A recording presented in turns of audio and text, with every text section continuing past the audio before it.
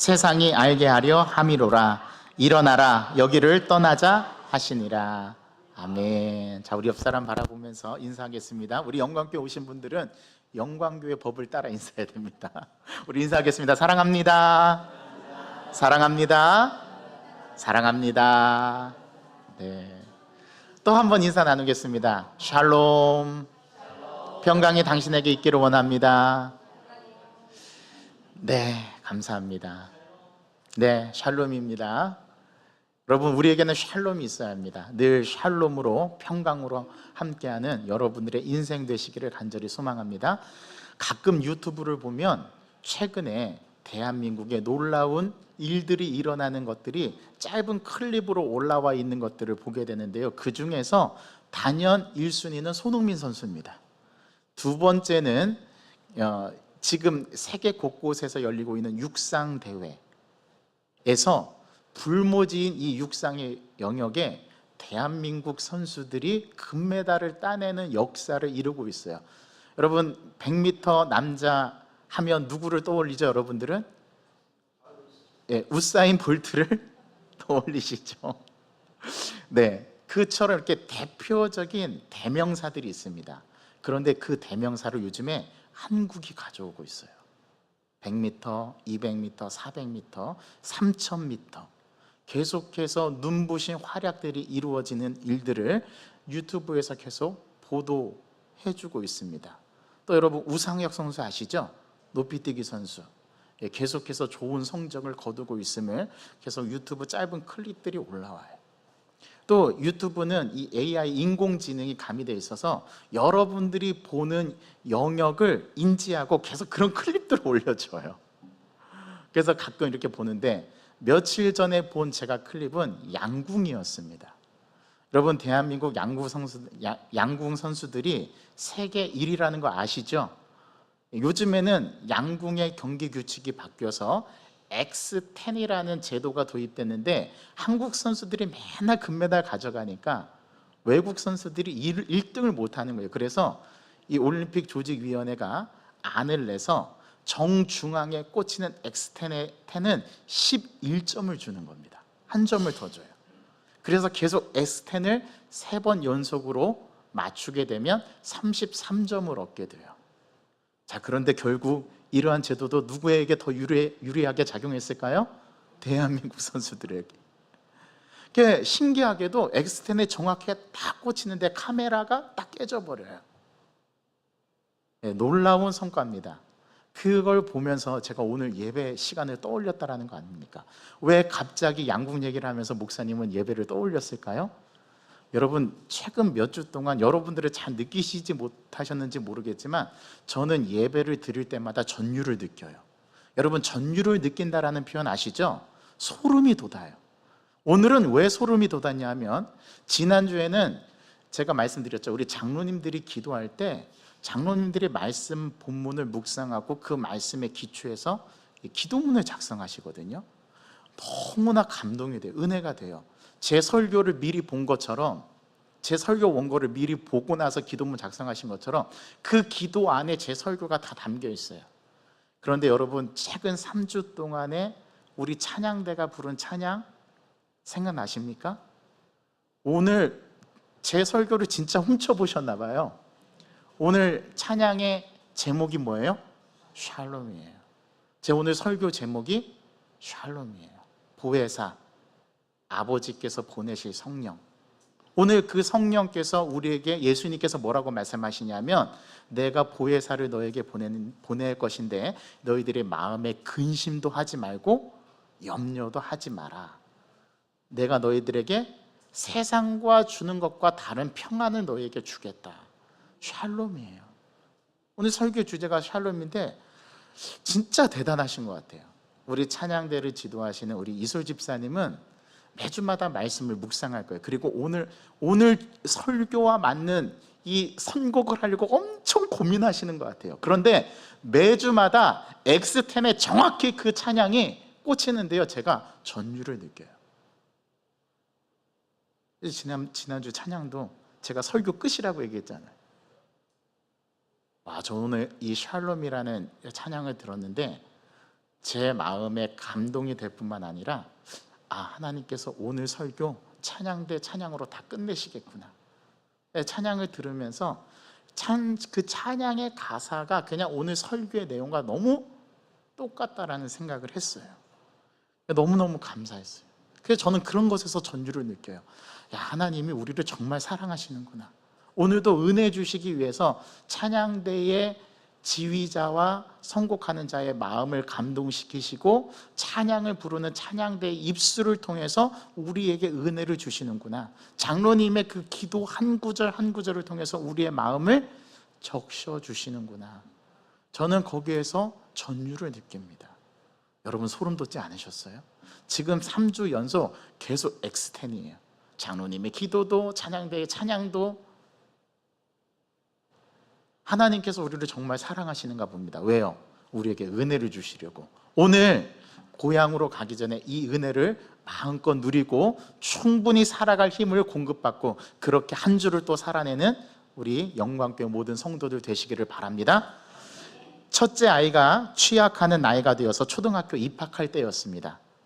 어린이집에만 다녔던 아이가 처음으로 이제 학교에 가게 된 거죠. 취학 아동이 된 겁니다. 반을 배정받고 친구들과 선생님과 만나는 첫 만남이 되는 아침이었습니다. 대부분 이 아침이 되면 대부분의 아이들의 부모님은 자식들에게 다음과 같이 교육합니다.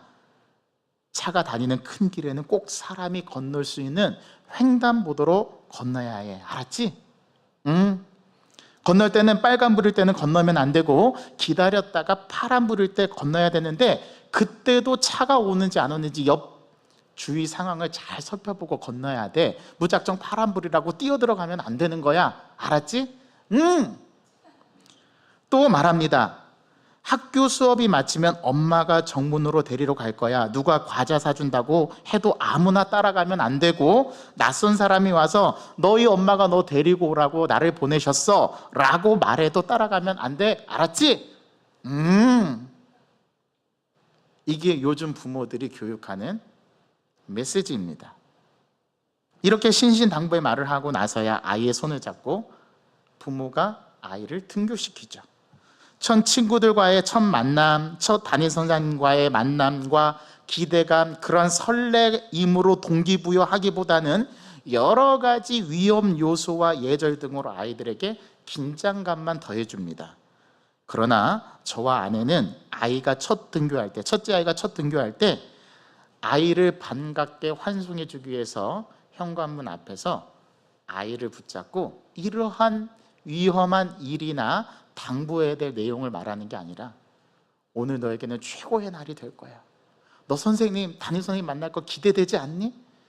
너 친구들과 함께 만날 거 기대되지 않니? 그래서 막 기대감을 불러일으키고 너는 이제 학교에 나가면 많은 친구들을 사귀게 될 거고 좋은 선생님을 통해서 너는 좋은 배움을 갖는 기회를 가질 거야. 어때? 오늘 하루 설레겠지? 기대되지? 그리고 나서 아이의 머리에 손을 얹고 축복기도 해주고 보냈어요. 이게 믿는 사람들의 방식입니다. 오늘 본문도 그러합니다. 예수님은 마치 어린 자녀들을 두고 전쟁터로 떠나는 아버지가 자녀들에게 용기와 소망을 주고 다시 만날 것을 기대하는 것처럼 오늘 제자들을 준비시킵니다. 그리고 제자들에게 마지막 고별 설교를 하세요. 이제 예수님은 십자가의 길을 걸어가기 위해서 비아 돌로로사, 고난의 길을 걸어가셔야 합니다. 하나님의 뜻을 이루기 위해서 이제 십자가를 지고 십자가에 달려 죽을 위대한 사명을 감당해 내셔야만 합니다. 그런데 예수님이 제자들을 남겨놓고, 사랑하는 제자들을 남겨놓고 그 십자가를 걸어가는 것이 여간 마음이 아프지 않을 수가 없었어요. 그래서 오늘 요한복음은 예수님께서 13장까지 그 표적의 이야기가 끝나고 영광의 책이 시작되는 이 13장에서 예수님께서 마지막 세 계명, 서로 사랑하라는 계명, 마지막 수업을, 마지막 클래스를 우리 제자들과 함께 보낸 다음에 곧바로 18장으로 넘어가서 체포되시는 장면으로 넘어가야 되는데 14장, 15장, 16장 3장에 걸쳐서 마지막 작별 인사, 고별 설교를 하세요. 이게 요한복음 14장부터 16장의 내용입니다. 그리고 17장에서는 자기에게 남겨진 자들을 위해서, 즉 제자들과 교회와 사랑하는 자들을 위해서 대제사장적인 기도를 하시고 18장에서 예수님이 체포되는 장면으로 넘어가요. 요한복음은 이 4장에 걸쳐서 예수님의 고별 설교와 기도를 적어냅니다. 왜 이 고별 설교를 마태복음이나 마가복음이나 누가복음과는 다르게 그 복음서에 없는 내용을 요한복음은 제공해 주는 것일까요? 그게 지난주 설교의 질문, 의문이었습니다. 그리고 그것에 대해서 여러분들과 함께 묵상을 나눴죠. 오늘 본문을 좀 그러한 관점에서 바라보시길 바랍니다. 마치 예수님께서 이제 떠나갈 것을 예고하시고 이제 고별 설교를 하는데, 그 고별 설교의 핵심 내용은 나 너를 사랑해, 찐 사랑을 보여주세요. 그리고 염려하지 마, 걱정하지 마, 내가 잠시 너희를 떠나가지만 다시 너희들에게 돌아올 거야. 예수님께서 제자들을 안심시키기 위해서 예수님께서 이 고별 설교 내용 가운데 확신과 소망과 위로를 주세요. 오늘 또 하필이면 이 설교를 하는 주차가 내일 추석 명절을 앞두고 다 고향 앞으로 가시는 분들을 앞에 두고 이 설교를 하는 저도 이 예수님의 마음이 어떤 마음일까가 조금은 느껴졌어요. 우리 성도들이 이 추석 명절에, 좋은 명절에 싸우면 안 되는데, 빛과 소금의 역할을 감당해야 되는데, 세상에 믿지 않는 자들에게 모델이 되어야 할 텐데, 악한 마귀 사단의 유혹에 넘어가면 안 될 텐데, 죄 짓는 삶으로 나아가면 안 될 텐데, 마치 담임 목사가 양들을 이 초장에 풀어놓는 것처럼, 혹시 그 풀에 독초는 없을까? 얘네들이 물을 마시지 못하면 어떨까? 풀을 먹다가 체해가지고 죽지는 않을까? 혹은 늑대나 이리가 와서 이 양들을 물어가지는 않을까?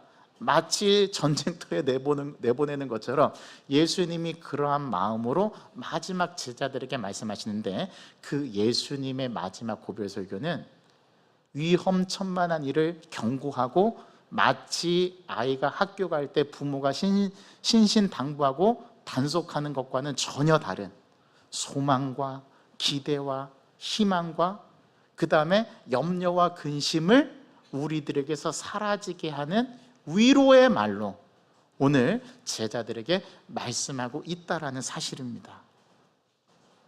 예수님이 제자들을 얼마나 사랑하셨는지 깊이 느끼고 알 수 있는 대목이 이 짧은 구절 안에 표현되어 있습니다. 여러분 느껴지시나요? 이걸 느껴야만 오늘 이 말씀 속에서 우리를 향하신 하나님의 뜻이 무엇인가를 발견할 수 있고, 오늘 이것을 피부로 느껴야만, 그 주님의 사랑을 구구절절한 그 찐 사랑을 내가 느껴야만 한 주간을 또 살아갈 수 있는 힘을 우리가 얻게 될 텐데요, 오늘 그것을 어떠한 점에서 예수님께서 이 말씀을 하시는지를 함께 생각해 보기를 원합니다. 예수님은 예수님 자신이 본격적인 십자가의 길, 고난의 길을 가시기 이전에 사랑하는 제자들과 백성들을 남겨두어야 하는 고통과 아픔을 느끼셨어요. 이게 주님의 긍휼이세요. 주님은 자기가 이제 이 십자가의 길을 지기 위해서 떠나가면 이 남겨진 제자들, 자기를 따르던 무리들은 어떻게 해야 할지를 고민하시고 그들에게 오늘 소망과 위로의 참말로 위로하시는데요, 그 위로의 말씀이 샬롬입니다. 그 위로의 말씀이 평안입니다. 내가 너에게 평안을 끼친다, 내가 너에게 평안을 주는데 이 평안은 세상이 주는 평안과 다른 평안이야 라고 말씀하시는 거예요. 그래서 예수님께서는 자신의 제자들과 사랑하는 사람들을 성령님께 맡기면서 이 평안을 맛보게 해주실 것을 약속합니다. 그렇다면 오늘 예수님께서 이 제자들에게 하시는, 이제 떠나가시면서 말씀하시는 그 말씀은 어떤 말씀일까요? 첫 번째, 따라해 주십시오. 성령님께 제자들을 위탁하신다. 예수님은 고와 같이 우리를 홀로 내버려 두지 않으셨어요.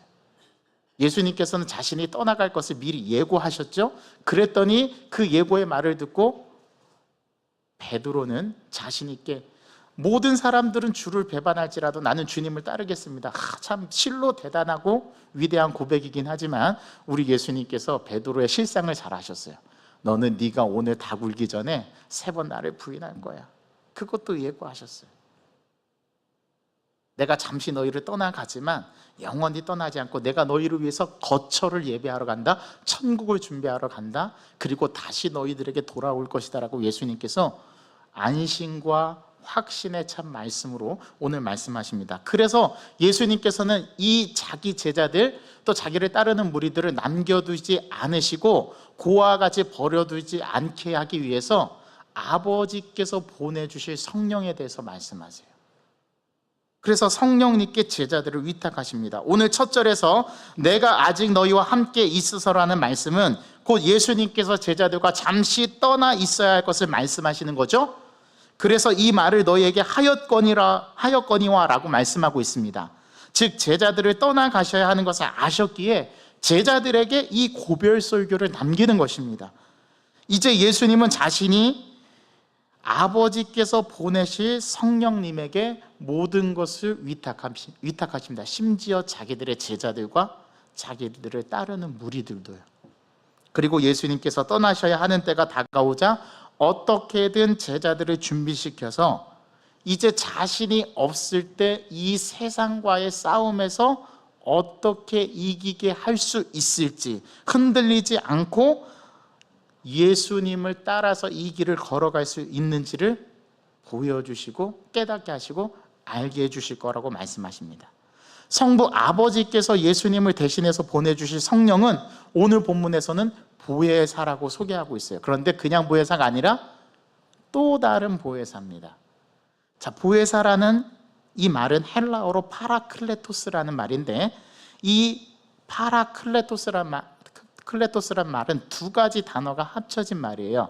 하나는 파라라는 말과 또 하나는 칼레오라는 동사가 합쳐진 말인데 파라는 전치사로 곁에서, 옆에서라는 뜻이고 칼레오는 부르다라는 뜻입니다. 그래서 파라클레토스라는 말은 곁에서 부르심을 받은 자라는 뜻이에요. 그런데 이 용어가 당시 지중해 세계에서는 어떤 단어로 쓰였냐면 여러분 들어보셨을 거예요. 변호사. 로마 행정당국의 변호사를 뭐라고 불렀냐면 파라클레토스라고 불렀어요. 또는 위로자, 컴포터라고 부르기도 했고요. 또는 조력자라는 뜻을 갖고 있어요. 곁에서 부르심을 받아 그 사람을 도와주는 자, 그게 파라클레토스의 뜻입니다. 누군가를 돕기 위해서 부름받은 존재라는 뜻이에요.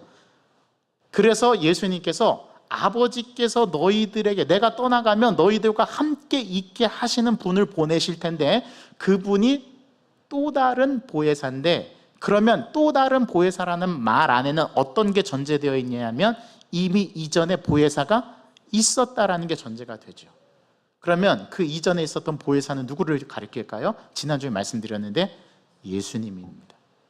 예수님께서 이미 보혜사가 되셨고 이 보혜사가 이제 자신에게 십자가의 길을 걸어갈 때 잠시 동안 떠나 있을 제자들을 위해서 또 다른 보혜사를 보내주는데 그게 성령님이세요.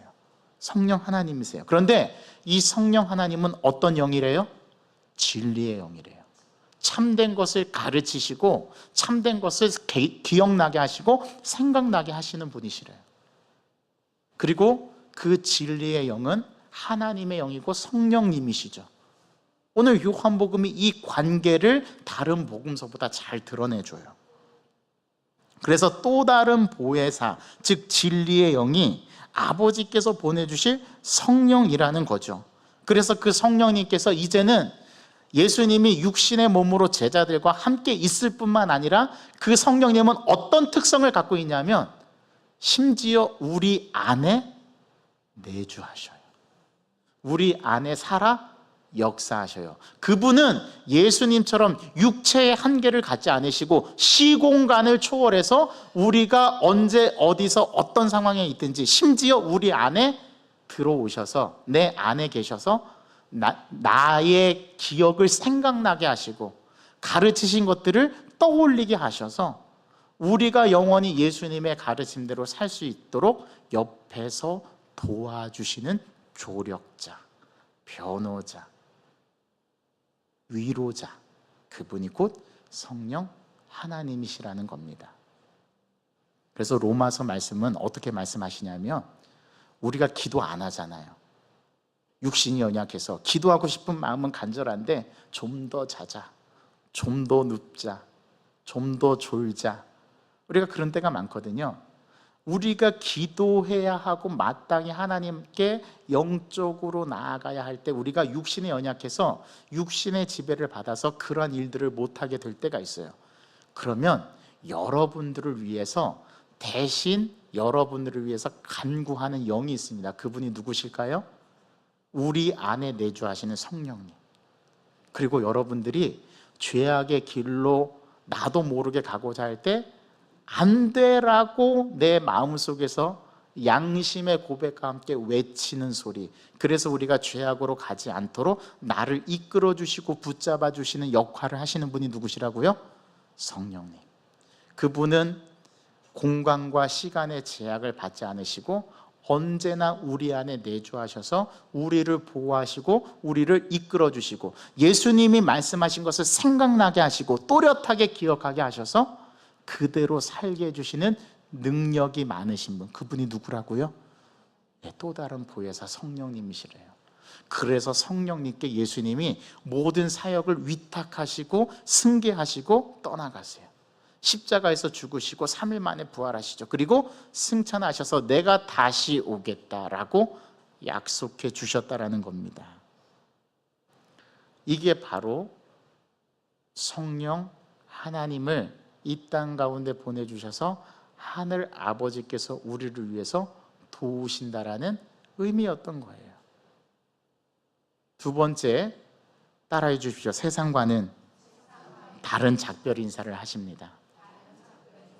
자, 세상에는 서로 만났다 헤어지면 잘가, 그동안 즐거웠어 라고 인사하지만 예수님의 작별 인사는 좀 달라요. 느끼셨습니까? 예수님은 작별할 때 그냥 작별하지 않으시고 우리에게 선물을 주고 가세요. 그게 어떤 선물인지 아십니까? 평강이라는 선물입니다. 예수님의 작별은 세상과 다른 작별이었습니다. 예수님의 고별의 말씀으로 제자들에게 근심하지 말라라고 말씀하십니다. 하나님을 믿으니 또 나를 믿으라고 말씀하십니다. 그게 14장 1절이었어요. 우리 14장 1절 말씀을 우리 다 같이 읽어보겠습니다. 시작. 너희는 마음에 근심하지 말라. 하나님을 믿으니 또 나를 믿으라라고 말씀하셨어요. 예수님은 또 다시 오실 것이기에 예수님을 사랑하는 자들은 예수님이 아버지께로 간다라는 사실을 기뻐할 것이라고 예수님이 제자들에게 말씀하십니다. 그리고 내가 너희에게 평안을 끼치노니 내가 너희에게 주는 평안은 세상이 주는 것과 다른 평안이다 라고 말씀하세요. 같지 않다라고 말씀하세요. 그럼 물을게요. 어떻게 달라요? 어떻게 다르죠? 하나님이 주시는 평안, 예수님께서 주시는 평안과 세상이 주는 평안, 세상도 평안을 줍니다. 그런데 그것과 다르대요. 자, 그러면 무엇이 다르고 어떻게 다르고 왜 다른지 여러분들은 알고 계십니까? 오늘 예수님께서 그걸 말씀하시는 거예요. 그리고 예수님께서 또 다시 오실 것이기에 예수님을 사랑하는 자들은 예수님이 아버지께로 간다라는 사실을 기뻐할 거래요. 이것도 잘 이해가 안 되는데 왜 기뻐해야 되죠? 왜냐하면 오늘 성경 말씀에 나와 있습니다. 아버지는 나보다 크신 분이시기 때문에. 아멘이죠. 그래서 염려하지 말래요. 걱정하지 말래요. 제가 이걸 조금 더 쉬운 표현으로 해볼게요. 여러분들 뒤에는 항상 여러분들을 딱 받쳐주고 붙잡아 주시는 아주 소중한 버팀목, 든든한 버팀목이 있습니다. 그분이 누굴까요? 우리의 영원한 아버지, 하늘 아버지십니다. 여러분, 이거보다 더 든든한 게 어디 있어요? 그래서 두려워하지 말래요. 걱정하지 말래요. 그런데 우리는 걱정하죠. 우리는 근심하죠. 우리는 염려하죠. 왜 그럴까요? 그 이유를 오늘 본문 말씀을 통해서 여러분들이 캐치하시길 바랍니다. 일단 하늘 아버지는 예수님께서 말씀하시는데 나보다 더 크신 분이시래요. 자, 더 크다, 이 개념이 뭘까요? 더 위대하시다, 더 능력이 많으시다? 우리가 어떻게 받아들이면 좋을까요? 예수님은 본래 하나님과 함께 계셨던 분이셨어요. 하나님과 하나이신 분이셨어요. 그게 요한복음 1장 1절, 요한복음 1장 첫 절의 진술이 그래요. 태초에 말씀이 계시니라. 이 말씀이 누구와 함께 있었다고요? 하나님과 함께 계셨으니 이 말씀은 곧 하나님이시라. 예수님이, 이 로고스가 곧 누구래요? 하나님이래요. 요한복음 10장 31절 기억나실지 모르겠습니다. 아버지와 나는 하나이니라. 예, 대단하시네요. 기억하고 계시네요. 아버지와 나는 하나이니라. 그래서 아버지가 나보다 더 크신 분이라는 것은 아버지와 예수님이 같다, 이 말입니다. 다른 표현이에요. 다른 동의어예요. 예수님의 말씀은 제자들을 위한 마음과 사랑으로 가득 담겨 있어요. 마치 초등학교에 입학하는 아이에게 여러 가지 금기사항과 당부의 말이 아니라 새로운 친구들을 만나는 설레임과 기쁨, 그리고 첫 담임 선생님을 만나는 것에 대한 기대감을 가득 심어주는 것처럼 예수님은 걱정과 근심이 아닌 평안과 소망으로 제자들을 영적으로 안심시키고 염려하지 않도록 심지어 선물도 주고 가세요. 그게 평안이라는 겁니다.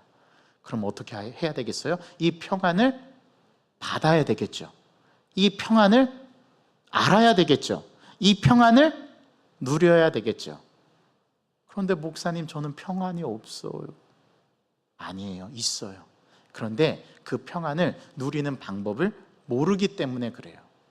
그리고 우리를 그 평안으로 지배하는 지배력보다 세상이 주는 것에서 오는 것들이 내 안에 가득하기 때문에 이걸 못 느끼는 거예요. 오늘 그걸 여러분들에게 좀 말씀드릴까 해요. 진짜 우리 삶을 살면서 우리는 왜 염려하고 근심하고 불안해할까요? 제가 그걸 말씀드려 볼게요. 첫째, 아리송하기 때문입니다. 확실하지 않기 때문에 그래요. 아버지를 정확하게 알고 예수님이 누구신가를 정확하게 알고 성령 하나님이 우리 가운데 어떻게 역사하는가를 피부로 느끼고 경험하고 확실하게 아는 사람은 아리송하지 않아요. 그런데 아리송하면 이 평안을 누릴 수가 없어요.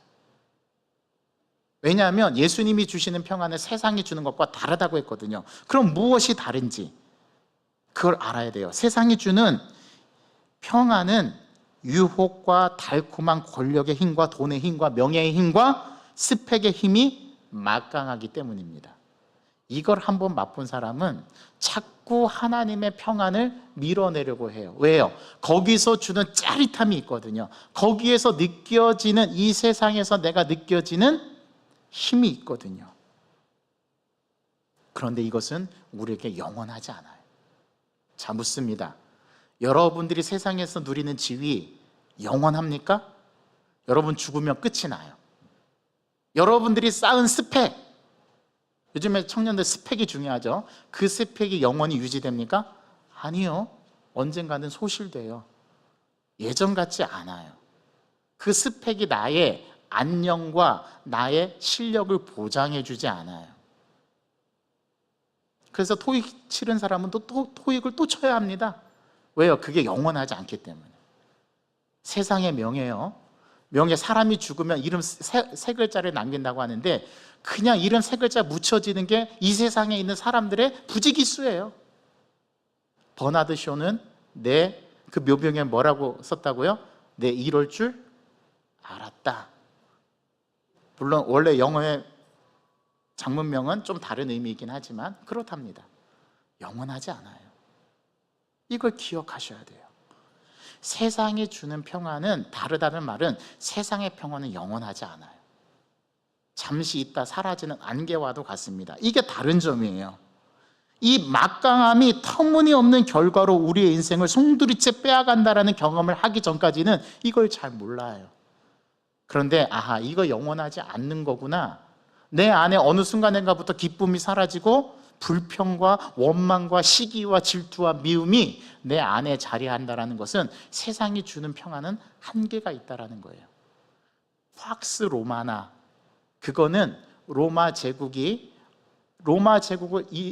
있는 동안에는 팍스 로마나가 맞아요. 그런데 지금은 팍스 로마나가 아니에요. 로마가 주는 평화는 한계가 있다는 거예요. 그래서 그리스도의 평화가 우리에게 영원히 자리할 수밖에 없는 겁니다. 두 번째 이유가 있습니다. 우리가 왜 불안을 느끼고 염려하고 걱정하고 근심하는지 제가 말씀드릴게요. 여러분들이 왜 불안해하는지 아십니까? 미래에 대한 불확실성 때문에 그렇습니다. 10년 후에 나는, 20년 후에 나는 암에 걸릴까 안 걸릴까? 나는 어떻게 죽을까? 왜냐하면 미래가 우리에게 불확실하기 때문에 그래요. 그래서 불안을 느껴요. 사람들은 자신의 미래의 불확실성을 알기 때문에 불안해합니다. 예수님도 이걸 잘 아셨어요. 그래서 우리에게 가르쳐 주시고 말씀해 주시는 거예요. 이 미래의 불확실성에 대한 불안을 잠재우는 방법은 아이가 부모를 신뢰하듯 하나님 아버지와 예수님, 그리고 우리 안에 내주하시는 성령님을 온전히 의지하는 방법밖에는 달리 방도가 없습니다. 그래서 예수님이 뭐라고 말씀하시냐면, 하나님을 믿으니 또 나를 믿으라라고 말씀하시는 거예요. 믿음 외에는 이 불확실성을 잠재울 방법이 없어요. 날마다 세상의 유혹이 나를 뒤에서 잡아끄는 힘이 얼마나 큰지 아십니까? 그 힘이 작용할 때 그에 대한 반작용으로 자꾸 하나님께 나아가려고 하는 믿음과 의지밖에 없다라는 사실이에요. 우리가 언제 무너지는가 하면, 나는 하나님께 가까이 가고 싶은 마음은 간절한데 나의 뒤에서 자꾸 하나님께 가지 못하게 반작용으로 발목을 잡고 나를 이끄는 힘이 있다라니까요. 그게 악한 영들의 역사하는 힘, 하나님의 선한 의지를 발휘 못하게 나를 잡아끄는 힘, 그 힘이 있어요. 그 힘이 강할 때, 내가 하나님께로 나아가고자 하는 마음보다 강할 때 우리는 넘어져요. 그래서 평안을 잃어버려요. 이러한 미래의 불확실성이 우리를 불안하게 만드는데, 그래서 우리가 이 불확실성을 잠재우려면 한 가지밖에 없어요. 여러분 부모님을 신뢰하잖아요. 여러분 자식들을 믿잖아요. 요즘에 못 믿어요, 그죠? 그냥 믿어요, 신뢰해요. 5살짜리 6살짜리 아이는 시장에 갈 때 꼭 부모의 손을 꼭 붙잡고 갑니다. 엄마의 손을 결코 놓지 않아요. 왜요? 엄마와 함께 손잡고 가면 안전하다는 것을 알기 때문에. 마찬가지예요. 우리가 주님의 손을 꼭 붙들고 갈 때에만 우리의 안전이 보장된다는 사실이에요. 세상의 힘이요, 권력이요, 한순간입니다. 여러분, 한 대통령의 그 자서전적인 한마디를 들어보셨잖아요. 내 이러려고 대통령 되었나? 심지어 어떤 대통령은 자신의 생을 끊어요, 자기 스스로. 여러분, 이 두 가지만 보더라도 세상이 주는 평안은 안전하지 않아요, 완전하지 않아요. 셋째, 우리가 염려하고 근심하는 또 다른 이유는 우리 안에 도사리고 있는 욕심과 탐욕 때문입니다. 항상 더 나은 것을 추구하려는 우리의 기본적인 욕심과 탐욕은 늘 우리를 어떻게 하면 안 되냐면 긴장하게 만들어요, 불안하게 만들어요. 그걸 이루지 못하면 내가 실패한 자로 여기게 돼요. 그래서 우리 안에 불안을 가져다 줘요. 여기에 속으시면 안 돼요. 우리를 속이는 겁니다. 우리가 염려하고 근심하는 이유는 우리 안에 도사리고 있는 이 탐욕의 실체를 봐야 돼요. 이 욕심의 실체를 내 수면 위로 드러나게 해야 해요. 그리고 이 욕심을 어떻게 잠재워야 할지도 우리는 고민해야 해요. 이미 그 방법도 예수님께서 알려주셨어요. 너는 하나님의 일을 생각하지 않고 사람의 일을 생각하는구나. 사탄아 물러가라. 예수님께서 베드로에게 그렇게 말씀하셨다니까요. 이걸 잠재울 수 있는 방법은 역시 하나님을 붙드는 방법밖에 없어요. 이걸 가능하게 하시는 분이 오늘 본문에 누구시래요? 성령 하나님이시래요. 그러니까 믿는 방법밖에는 달리 도리가 없어요. 믿음이 중요해요. 오늘 이 믿음을 가지고 이 추석 명절을 행복하고 아름답게 보내실 수 있는 여러분들이 되시기를 간절히 소망합니다. 말씀을 맺습니다. 여러분, 걱정과 염려가 올 때 이렇게 보는 건 어떨까요? 그 염려와 걱정, 근심에 함몰되지 않고 멍 때리는 거예요. 어떻게 멍 때리는지 아십니까? 그냥 여러분들이 예수님을 처음 만났을 때 가장 행복했던 첫사랑의 날카로운 추억을 떠올리는 거예요. 내 마음속에 떠올리는 거예요. 저 이번 명절 때 그거 하려고요. 제 모교에 찾아가서 내가 늘 저는 중학교를 면 단위에서 면 단위로 걸어 다녔거든요. 예, 제가 중학교를 가려면 저희 집에서 한 25분은 걸어가야 돼요. 그러면 저는 1시간 일찍 나와요. 그래서 교회에 먼저 갑니다. 저는 그게 너무 행복했어요. 아무도 없는 그 교회당 예배당 안에서 내 자리, 꼭 기도하는 자리가 있거든요. 방석 다 깔아놓고 2개 겹쳐놓고 거기에 무릎을 꿇고 딱 앉으면 그렇게 마음이 평안할 수가 없어요. 거기서 주님을 떠올리는 거예요. 거기서 주님과 사랑의 교제를 나누고 그 자리에만 앉으면 왠지 행복감이 나에게 밀려오고, 주님 저 오늘 또 왔어요. 눈에 보이진 않지만 성령 하나님께 의지하는 마음으로, 주님 저 오늘 학교 가기 전에 또 왔어요. 저 오늘 또 기도하고 갈 거예요. 그럼 막 제 마음이 기쁨이 샘솟는 거예요. 이거 말로 설명할 수 없어요. 여러분, 이거는 경험해 보지 않으면 몰라요. 여러분들도 다 그런 경험 가지고 있죠. 예수님을 첫사랑으로 만났을 때 첫사랑의 그 아주 소중한 추억, 그걸 떠올려 보세요. 그러면 금세 걱정은 사라지고 염려는 사라지고 그때 주님을 만났던 기쁨으로 내 마음속에 가득해지는 걸 경험할 수 있어요.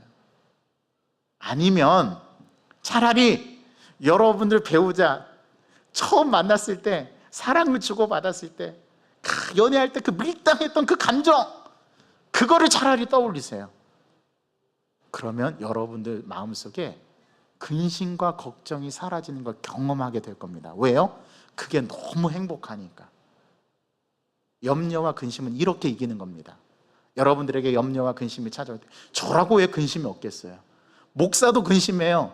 그런데 이걸 이길 수 있는 힘이 우리에게는 있어요. 주님의 첫사랑을 기억하는 겁니다. 나를 어떻게 사랑하셨는가? 내가 주님을 어떻게 처음 만났지? 그때 내 마음은 어땠는가? 내 감정은 어땠지? 말로 할 수 없을 만큼 용광로처럼 뜨거웠던 그 첫사랑의 날카로운 추억, 그 추억을 기억하시면서 힘듦과 어려움을 이겨나가는 거예요. 예수님께 맡기는 거예요. 하나님께 맡기는 거예요. 오늘 못 맡겼으면 더 맡기는 거예요. 그걸 가능하게 하는 힘이 뭔지 아십니까? 그게 말씀과 기도입니다. 말씀이 생각나게 하세요. 기도를 통해서 맡기게 돼요.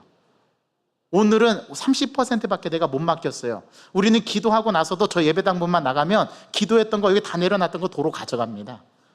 그런데 오늘은 50% 맡겼다면 내일은 70% 맡기고, 그 다음 날에는 90% 맡기고, 맡기다가 보면 어느새 주님께 다 맡겨서, 그 예수님께 맡긴 능력과 힘을 의지해서 나사렛 예수의 이름으로 명하면 여러분들이 능력이 일어날 줄 믿어요. 그렇게 근심과 걱정을, 여러분들 안에서 두려움을 몰아내고, 오늘 예수님께서 제자들에게 말씀하신 이 평안, 샬롬의 평강이 저와 여러분들을 강력하게 붙드는 한 주간의 삶이 되시기를 주님의 이름으로 소망합니다. 하나님, 오늘 말씀을 통해서 우리는 세상이 주는 평안이 무엇이고 예수님께서 주시는 평안이 무엇인가를 우리는 오늘 말씀을 통해서 깨달아 봅니다. 하나님, 언제나 우리들의 삶에는 우리를 넘어뜨리려고 하는 악한 영들의 세력이 도사리고 있고, 그것은 마치 세력과도 같아서 나의 발목을 붙잡고 하나님께 가까이 나아가지 못하게 하는 강력한 힘이라는 사실을 깨닫게 됩니다. 세상은 짜릿한 잠깐의 만족과 잠깐의 편리함을 통해서 우리를 넘어뜨리고 주님께 나아가지 못하게 만드는데, 이걸 이길 수 있는 힘은 말씀과 기도, 또 주님을 신뢰하고 믿고 의지하는 방법밖에 없다라는 사실, 오늘 이 말씀을 통해서 우리에게 가르쳐 주셨습니다. 하나님, 추석 명절을 맞이합니다. 온 가족이 한자리에 모여서 함께 은혜를 나누고 사랑을 나누어야도 모자랄 판에 서로 시기하고 미워하고 싸움과 다툼이 도사리게끔 만드는 그 악한 영들의 괴계를 보게 하시고, 우리는 이 샬롬의 평강을 주님 안에서 이루어가는 사랑의 메신저로 저희들 한 주간 동안에 그 주님과의 날카로운 첫사랑을 기억하면서 이 염려와 근심을 주님께 맡겨드리고 이겨내는 힘을 갖도록 저희들을 인도해 주시고 붙잡아 주옵소서. 또 하나님, 이 추석 명절을 보내는 동안에 너무 세상에 심취하지 않게 도와주시옵시고, 그 가운데서도 주님의 은혜가 무엇인가를 헤아려 보면서 그 은혜를 서로 나누고 간증하는 간증의 주인공들이 되게 하여 주옵소서. 우리가 주님 앞에 살아가는 존재로서 날마다 이것을 우리의 마음속에 새기고, 이번 한 주간도 그 주님의 첫사랑의 날카로운 추억을 되새기면서 살아갈 소망을 얻고 힘과 용기를 얻는, 그래서 그 힘과 용기를 내 주변의 사람들에게도 선한 영향력을 끼칠 수 있는 그런 믿음의 사람 되기를 간절히 소망하오니 저희들을 붙들어 주시옵소서. 예수 그리스도의 이름으로 감사하며 기도하옵나이다. 아멘. 자, 오늘 주신 말씀을 생각하면서 다 같이 자리에서 일어나